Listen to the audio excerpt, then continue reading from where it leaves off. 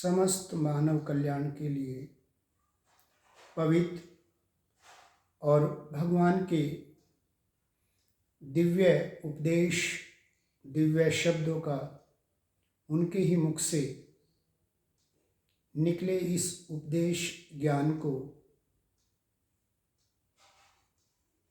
महर्षि व्यास ने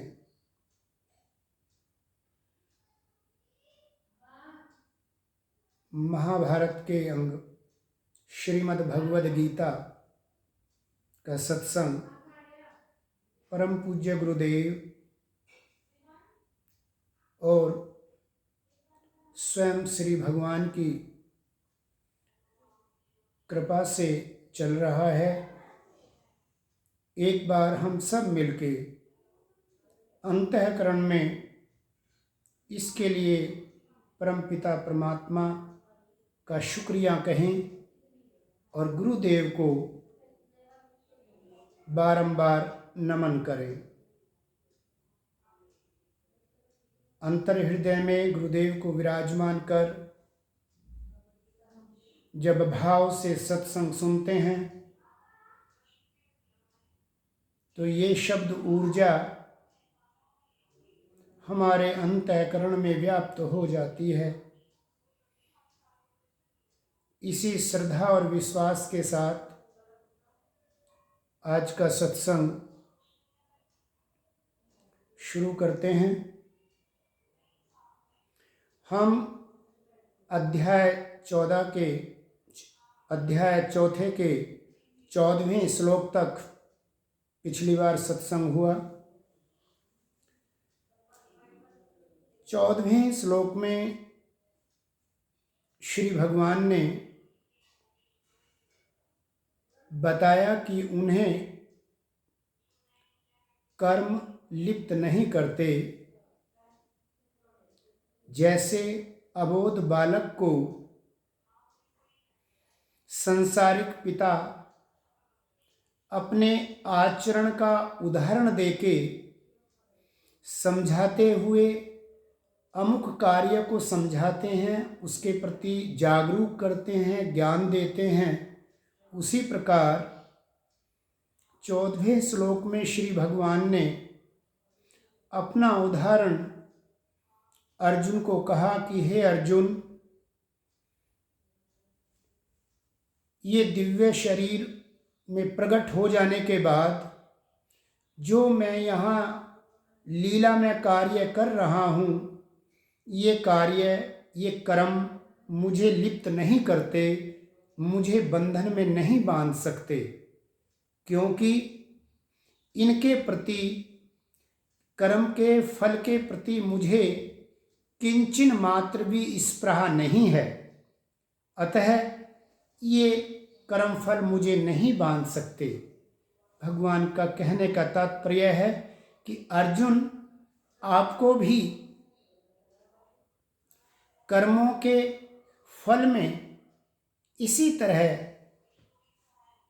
आसक्ति नहीं होनी चाहिए, स्पृहा नहीं होनी चाहिए, कामना का त्याग होना चाहिए। आगे भगवान पूर्व में ऐसे सिद्ध और मुमुक्ष ज्ञानी जन जिन्होंने इस तत्व को जाना, परमात्मा कह रहे हैं कि उन्होंने इसे जान के इसी प्रकार से, यानी कि मेरी तरह ही, मेरा ही अनुकरण किया। भगवान कहते हैं 15वें श्लोक में, एवं ज्ञात्वा कृतं कर्म पूर्वैरपि कर्मैरपि मुमुक्षुभिः कुरु कर्मैव तस्मात् त्वं पूर्वै पूर्वतरं कृतं। भगवान कह रहे हैं कि पूर्व काल में, पहले प्राचीन काल में भी मुमुक्षुओं ने, सिद्धों ने इसी प्रकार जानकर कर्म किए हैं। किस प्रकार से? जैसा भगवान कह रहे हैं कि कर्मों के फल में बिना आसक्ति, निष्काम भाव से जो कर्म किए, ऐसा जानकर, इस तत्व को समझ के उन्होंने भी, मुमुक्षुओं ने भी पूर्व में इसी प्रकार से कर्म किए हैं। इसलिए तू भी जैसा पूर्वज इस प्रकार का कर्म करके मुझे प्राप्त हुए हैं, इसी प्रकार से हे अर्जुन, तू भी अपने पूर्वजों के द्वारा किए गए और किए जाने वाले कर्मों के जैसे ही तू भी कर्म कर। कुरु कर्मैव तस्मात् त्वं, इसलिए तू भी ऐसे ही कर्म कर, अर्थात इसी प्रकार से अनासक्त भाव से होके कर्म कर, ऐसा भगवान उनको आज्ञा दे रहे हैं। मुमुक्षु का अर्थ है जो संसार के किसी भी प्रकार के स्त्री, पुत्र, धन, दौलत इत्यादि, यहाँ तक कि अपने शरीर इत्यादि को, सब कुछ को क्षण भंगुर समझकर और विरक्त हो जाते हैं और केवल परमात्मा के परायण रहते हैं। ऐसे व्यक्तियों को, जिन्हें लेश मात्र भी भोग इच्छा नहीं होती संसार में, उन्हें मुमुक्षु कहा जाता है। तो भगवान ने यही मुमुक्षुओं का उदाहरण दिया कि उनकी तरह उन्होंने भी इस प्रकार से कर्म को जाना, अर्थात जैसे भगवान ने बताया कि बिना किंचित मात्र भी आसक्ति का नहीं होना किसी भी कर्म फल के प्रति, चाहे वो जीविका उपार्जन से संबंधित हो, चाहे शरीर के स्वयं के खान पान, श्वास लेना, सोना, जागना, उठना बैठना, किसी भी कामना ना हो, किसी भी कर्म के प्रति करते हुए केवल भगवत प्राण, परमात्मा के प्राण होके, ऐसा पहले मुमुक्षु ने भी किया है और ऐसा करके वो मुझे प्राप्त हुए हैं। तो भगवान अर्जुन को आज्ञा देते हैं और अर्जुन के बहाने से हम सब साधकों को, प्राणी मात्र को वो कहते हैं कि उन्हें अपने कर्तव्य को केवल करते रहना चाहिए, निष्काम भाव से, लोक संग्रह से, लोकहित की भावना से भर के। आगे भगवान कहते हैं किम करम किम अकरम इति कव्यपि यत्र मोहिता तत्ते करम प्रविक्ष्यामि यज्ज्ञात्वा मोक्षसे अशुभात्। भगवान कह रहे हैं कि हे अर्जुन, कर्म क्या है, अकर्म क्या है, ये निर्णय करने में कभी कभी कव्योऽपि अत्र मोहिता, जो बहुत विद्वान और बुद्धिमान हैं, वे भी इनको का वर्गीकरण करने में असफल हो जाते हैं, मोहित हो जाते हैं, मोह में पड़ जाते हैं कि कर्म क्या है और अकर्म क्या है। इसलिए वह कर्म तत्व मैं तुझे भली भांति समझा कर कहूँगा। मुझे भगवान कह रहे हैं कि ये मुझे बहुत अच्छी तरह से तुम्हें समझाने की ज़रूरत है। क्यों? क्योंकि जो बहुत विद्वान हैं, बड़े बुद्धिमान हैं, उच्च कोटि के साधक हैं, वे भी कर्म और अकर्म में भेद करने में कभी कभी मोहित हो जाते हैं, अर्थात उनसे भी त्रुटि होने का चांस है, उनसे भी त्रुटि हो जाती है। इसलिए इस कर्म के तत्व को मैं तुझे बहुत अच्छे प्रकार से समझा कर कहूँगा, जिसे जानकर तू अशुभ को प्राप्त नहीं होगा। अशुभ माने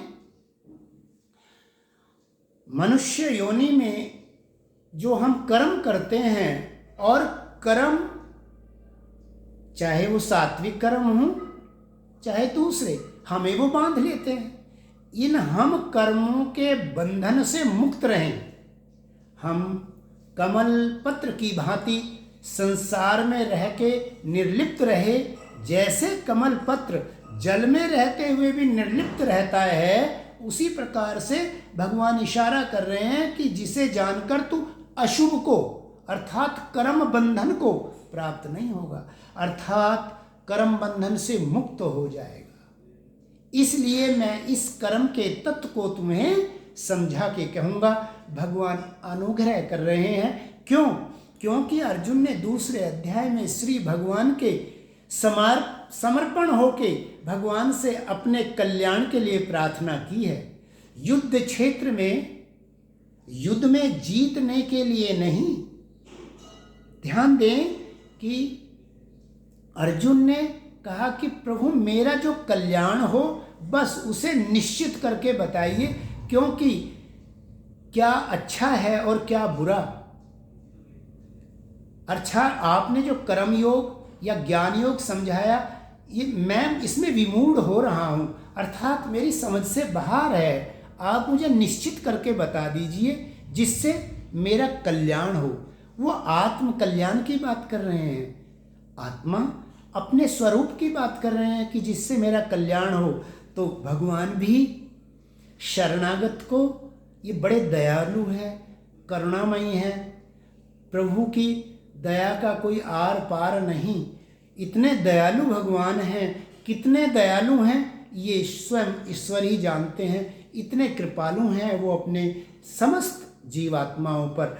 इसलिए भगवान अर्जुन को संबोधित करते हुए अपने प्राणी मात्र के लिए कह रहे हैं कि इस कर्म को मैं और अच्छी प्रकार से तुम्हें समझाऊंगा, जिसे जानकर तुम कभी अशुभ को प्राप्त नहीं होगे।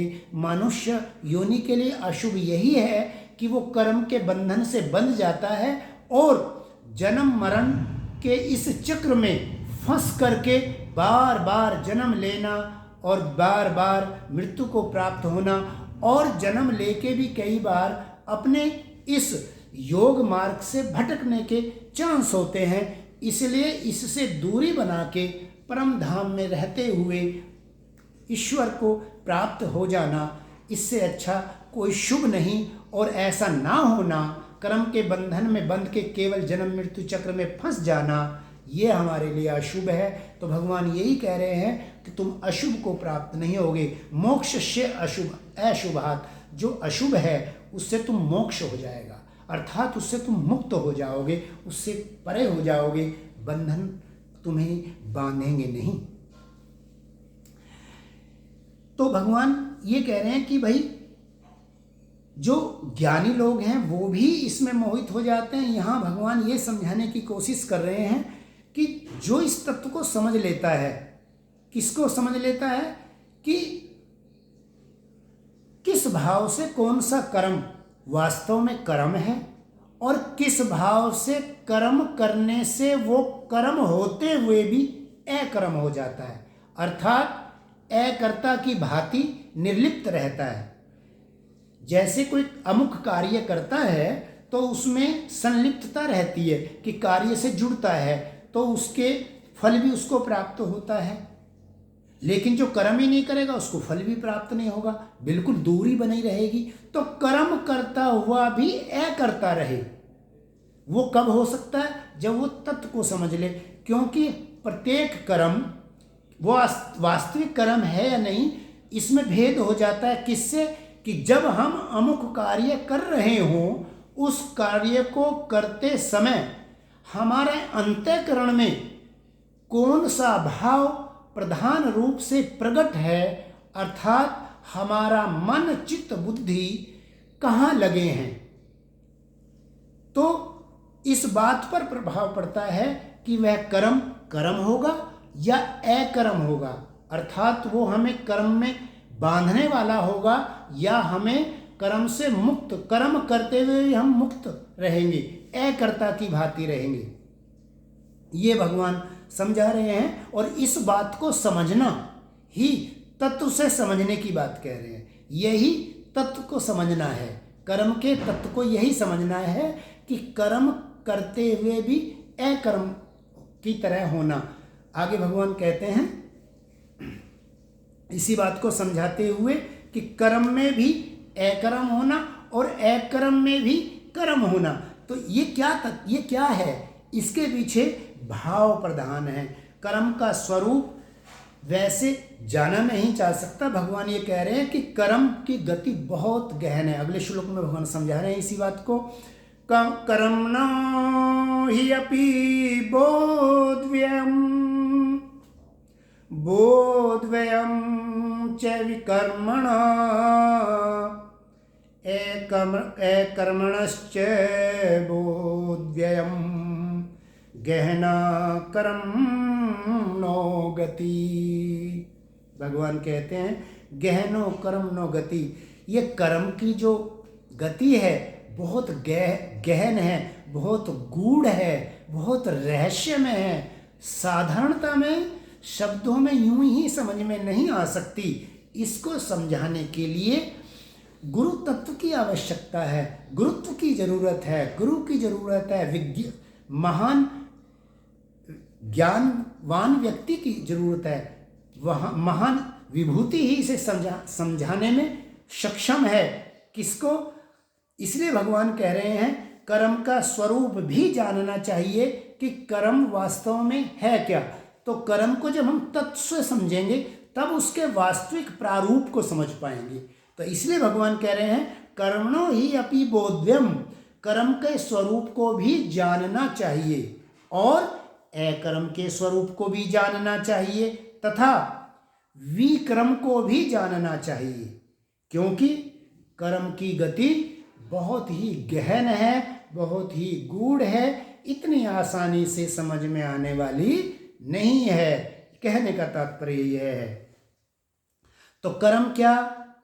जो भी मनुष्य साधारण में अपने शरीर से, इंद्रियों से शास्त्र विहित कर्म करता है, साधारण रूप से हम उन्हें ही कर्म समझते हैं, किंतु इतना समझ लेने मात्र से कर्म का वास्तविक स्वरूप नहीं समझ में आता, क्योंकि कर्म के करते हुए जो अंतःकरण में भाव चल रहा है वह भाव का भेद कर्म के स्वरूप में भेद ला देता है। कर्म का स्वरूप बदल जाता है। कर्म विकर्म हो सकता है। इसलिए मनुष्य को कौन सा, शास्त्र के अनुसार कौन सा कर्म किस समय करना उचित है, किस समय करना चाहिए, किस भाव से प्रेरित होकर करना चाहिए, ये हमें हमारे गुरुदेव समझाते हैं, विद्वान लोग समझाते हैं, ज्ञानी लोग समझाते हैं। जिनका परम पिता परमात्मा से संसर्ग हो गया है, स्पर्श हो गया है, वो इसे बहुत बेहतर समझाते हैं, क्योंकि वो एक साधारण नहीं बल्कि दिव्य और परमात्मा हो जाते हैं। इसलिए कर्मों को, क्रिया के स्वरूप को, अब ये कर्म शास्त्र विहित जो क्रियाएं हैं, कुछ ऐसी क्रियाएं कि जो हम करते ही नहीं हैं, शरीर से किए ही ना जाएं, उनका पूरा स्वरूप से त्याग ही कर दें, उनको कहते हैं अकर्म, अर्थात कर्मों से रहित होना, कर्मों के बिना होना, ये अकर्म है। लेकिन भगवान हमें क्या समझा रहे हैं कि करते कर्म में ही अकर्म होना देखना। आगे भगवान अगले श्लोक में कहेंगे कि कर्म में अकर्म देखना। इसी भाव को यहाँ भी समझाने की कोशिश कर रहे हैं कि भाव का प्रभाव पड़ता है। कर्म करते हुए भी अकर्म हो तो वो किस प्रकार से है, तो इस किसका प्रभाव पड़ेगा? भगवान कह रहे हैं अंतःकरण की शुद्धि अति आवश्यक है, अर्थात अंतःकरण से, क्योंकि साधना तो मन की ही है। मन कहाँ है? वहाँ जब हम अमुक क्रिया कर रहे हों। इसलिए जो भाव का जो प्रभाव है वो अकर्म को भी कर्म, क्योंकि शरीर रहते हुए शरीर के स्वाभाविक कर्म करना तो अति आवश्यक है ही। उठना बैठना खाना पीना सोना, जो ये शरीर संबंधी कार्य हैं, ये तो करना ही है। अब विक्रम क्या है? विक्रम का मतलब है, साधारण भाषा में जो हम जानते हैं कि झूठ, कपट, चोरी, व्यभिचार, हिंसा, ये आदि आदि ये कार्य विक्रम कहलाते हैं, अर्थात पाप कर्म कहलाते हैं। और पाप को भी कभी कभी अज्ञान के कारण हम पाप को पुण्य समझ लेते हैं, और पुण्य को भी हम पाप समझ लेते हैं, और अपने वर्ण धर्म आश्रम में जो हमारे कर्तव्य बनते हैं, उन कर्तव्यों से हम दूर हो जाते हैं। जो निषिद्ध कर्म हैं, कभी कभी हम उनको भी करते हैं। जब अगर ऐसा होता है तो वे कर्म फिर एक कर्म या कर्म की श्रेणी से हटके विक्रम कहलाते हैं, अर्थात पाप कर्म कहलाते हैं। तो भगवान यही कह रहे हैं कि यहाँ पर यह भी इशारा है कि इसे किसी विद्वान व्यक्ति से, गुरु से, भगवान की जिन पर कृपा हो चुकी है, जो भगवान का स्पर्श कर चुके हैं, जिन्हें तत्व ज्ञान हो चुका है, वे अगर हमें कर्म, अकर्म और विक्रम का भेद और उसके पीछे के भाव को यदि वो समझाते हैं तो बहुत जल्द समझ में आ जाता है। भगवान ये कह रहे हैं कि कर्मों की गति बड़ी गूढ़ है, बड़ी गहन है और अकाट्य भी है। लेकिन कर्म का फल अकाट्य होते हुए भी भगवान यही तो कह रहे हैं कि इतने अकाट्य होते हुए भी उससे बचे रहना, यही तो साधना है, यही तो प्रभु की अनुकंपा है। आगे भगवान कहते हैं,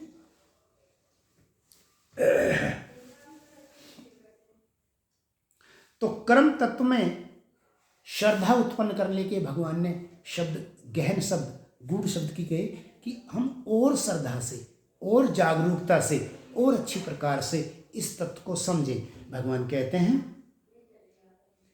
कर्मण्य कर्म ये पश्येद कर्मणि च कर्म ये स बुद्धिमान मनुष्येषु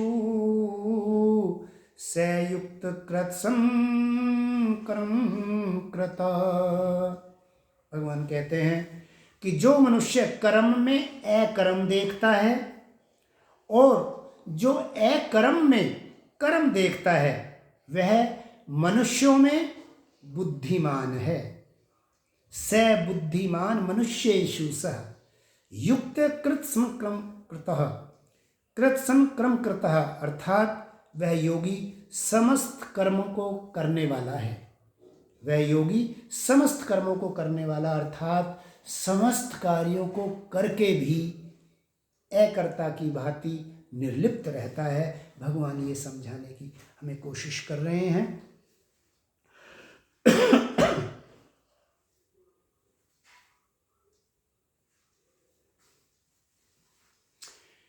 क्योंकि जैसा भगवान ने युक्ति बताई कि जब हम ममता, अहंकार और आसक्ति के त्याग का अभ्यास, इसकी साधना करके जब इनसे मुक्त हो जाता है हमारा अंतःकरण, और फिर हम लोक संग्रह अर्थात परहित के भाव से और शरीर के स्वाभाविक जितने भी कर्म हैं उनको करते हुए जब हम ममता, अहंकार इत्यादि नहीं होते, आसक्ति नहीं होती, तब ये कर्म हमें बांधने वाले नहीं होते, अपितु जो हमने पूर्व में कर्म किए हुए हैं उनके प्रारब्ध की तीव्रता को भी निस्तेज कर देते हैं, कम कर देते हैं।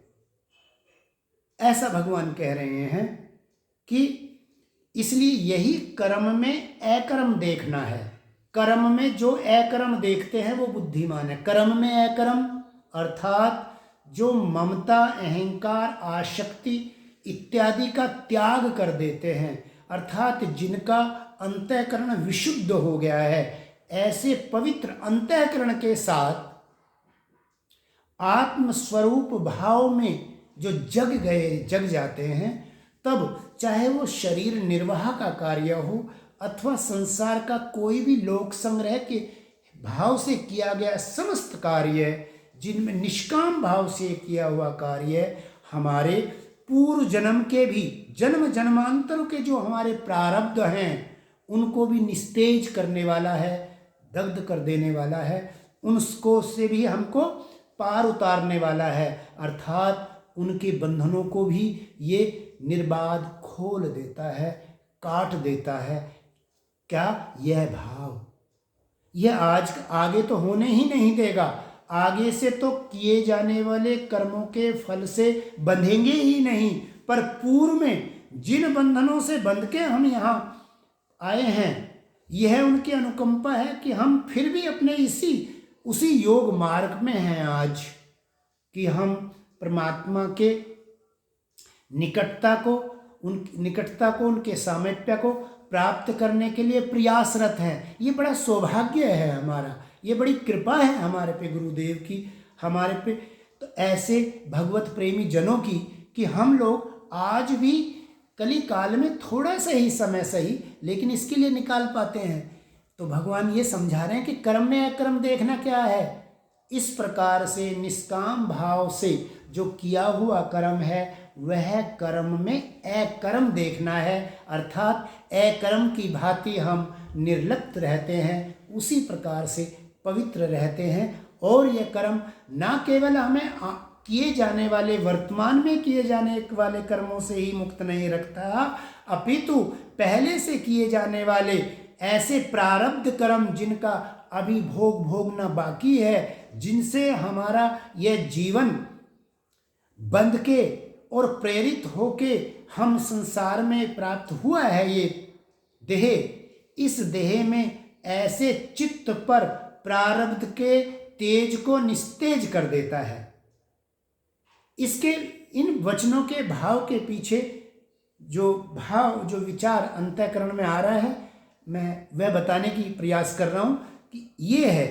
तो ये उनका भी पूर्व के किए हुए कर्मों और ममता इत्यादि का जब हम त्याग करके करते हैं तो उन पूर्व के कर्मों को भी हमारे को उनके तेज को कम कर देता है, और उनके जो वो क्रम में जब वो आगे आते हैं वो आते हुए भी हमें अपने प्रभाव से प्रभावित नहीं कर पाते, जब हम इस तरह के पवित्रीकरण से अंतःकरण के साथ जीते हैं, परमात्मा प्राण होके जीते हैं। तो भगवान हमें यही कर रहे हैं। और अकर्म में कर्म देखना क्या है कि जो मन, वाणी और शरीर के व्यापार के त्याग देने से कर्म के स्वरूप को हम अकर्म मानते हैं, लेकिन कर्तव्य कर्मों की कई बार हम अवहेलना भी करते हैं, और जो वास्तव में जो हमारे पे है नहीं और वो दिखाने की कोशिश करते हैं, तो इस दंभ से ऐसे से हम पाप के भागी हो जाते हैं। कर्म में अकर्म कहाँ बल्कि पाप के भागी हो सकते हैं। इसलिए अहंकार पूर्वक कार्य किया ही नहीं जाना चाहिए। फल की इच्छा और ममता अहंकार पूर्वक कार्य किया जाने वाला ये जो है हमारे ये अकर्म विक्रम में बदल जाता है। तो भगवान अकर्म में कर्म देखने का भाव ये कह रहे हैं कि हमें वर्णोच्चरित जो हमारा कर्तव्य बनता है निश्चित रूप से वो कर्म करना चाहिए, लेकिन कैसे? ममता, अहंकार और आसक्ति के भाव का त्याग करके, अर्थात हमें इसका अभ्यास करते रहना चाहिए। छोटे छोटे कार्यों में जब हम इसका अभ्यास करते हैं तो निश्चित रूप से हमें इसमें तरक्की प्राप्त होती है। और जब अभ्यास एक ऐसी चीज़ है कि हम निश्चित रूप से बिना आसक्ति के हम कार्य कर लेते हैं, और परमात्मा को प्राप्त करने की जो आसक्ति है ये हमें बांधने वाले नहीं, अपितु हमें दूसरे संसारिक कर्म बंधनों के जो काटने का जो कारण बनता है उसके कारण को भी मिटाने वाली ये आसक्ति है जो परमात्मा प्राप्ति के प्रति है। इसलिए भगवान समझा रहे हैं। आगे भगवान कह रहे हैं तो कर्म में अकर्म और अकर्म में कर्म, अर्थात निर्लिप्त होते हुए भी अपने कर्तव्य धर्म का पालन कर लेना, यही कर्म में अकर्म है देखना है और अकर्म में कर्म देखना है। अब भगवान जो है आगे बताते हैं, यस्य सर्वे समारंभा काम संकल्प विवर्जिता ज्ञान अज्ञान दग्ध कर्माणि तम आहु पंडितम बुधा। भगवान कहते हैं कि जिसके सारे कार्य शास्त्र सम्मत कर्मों के बिना कामना और संकल्प के होते हैं, किसी कार्य के प्रति विशिष्ट संकल्प नहीं करते और ना ही कोई उसके फल प्राप्ति की कोई कामना करते हैं, जिसके समस्त कार्य परमात्मा के द्वारा बताए हुए ज्ञान रूपी अग्नि से दग्ध हो गए हैं, उस महापुरुष को जो ज्ञानी जन हैं, तत्ववेता हैं, वो पंडित कहते हैं, अर्थात विद्वान कहते हैं। वो विद्वान की श्रेणी में आ जाता है। आगे भगवान कहते हैं, तकत्वा कर्म फलासंगम नित्यतरप्तो निराश्रय कर्मण्या अभिप्रवृत्तो अपि न एव किंचित करोति स। भगवान समझा रहे हैं कि जो पुरुष समस्त कर्मों के उनके फल से आसक्ति का सर्वथा त्याग कर देता है, अर्थात निष्काम भाव से ओतप्रोत हो जाता है, निष्कामता जिसके अंतःकरण में वास कर लेती है, वो संसार के किसी भी संसाधन का आश्रय नहीं लेता, आलंबन नहीं लेता। उसको केवल एक का ही आलंबन होता है, एक का ही सहारा होता है, और वो अपने प्रिय परमपिता परमात्मा का सहारा होता है। वो संसार के आश्रय से निराश्रय नित्य तृप्त रहता है। परमात्मा में की संलग्नता से परमानंद से तृप्त रहता है और संसार में किसी संसाधन, व्यक्ति या धन इत्यादि का आश्रय उसके अंतःकरण में वास नहीं करता, और इन सबसे, इन संसाधनों से भी बरतता हुआ वह वास्तव में अकर्म की स्थिति को प्राप्त करता है, अर्थात सब कुछ करता हुआ भी वह अकर्ता रहता है, निर्लिप्त रहता है। आगे भगवान ममता, आसक्ति और फल इच्छा के अहंकार के बिना जो लोक संग्रह और शास्त्र सम्मत जो कर्म हम भगवान के आश्रय होकर जो कर्म करता है, वह ज्ञानी पुरुष की भगवान ने बहुत बड़ाई की, प्रशंसा करते हुए प्रेरित कर रहे हैं अर्जुन को कि वह निष्काम भाव से ओतप्रोत हो जाए। आगे भगवान कहते हैं, निराशी यच्चितात्मा तक्त सर्व परिग्रह शरीरम केवलम कर्म कुर्वन् न आपनोति कल्विषम।